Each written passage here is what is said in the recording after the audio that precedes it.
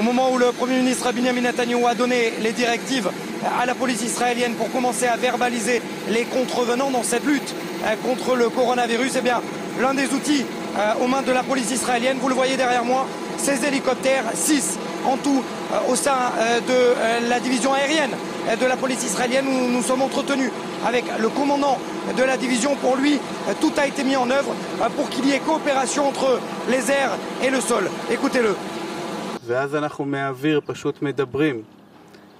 Depuis les airs, nous parlons avec les forces au sol et nous les dirigeons vers les lieux de rassemblement interdits où nous pouvons aussi parler aux gens depuis nos mégaphones installés sur nos appareils et leur demander de quitter les lieux.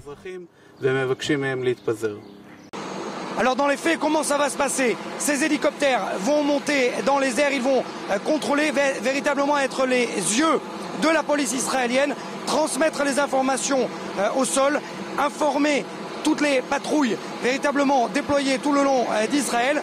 Ça, c'est dans les faits, mais si jamais il y a un couvre-feu général, un confinement général, eh bien, cette unité sera prête pour réguler le va-et-vient de tous les civils. Écoutez le commandant de la division. Dans le cas d'un confinement général, il y aura un renforcement de nos opérations et du nombre d'appareils à notre disposition, que ce soit des drones ou des hélicoptères, de manière à faire respecter le confinement général.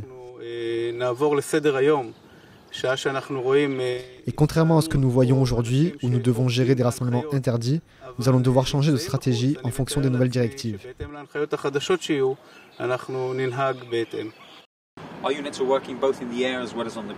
Une totale collaboration est nécessaire entre les unités, le partage d'informations de nos pilotes dans les airs aux unités de patrouille au sol, pour être certain d'empêcher les civils de se rassembler.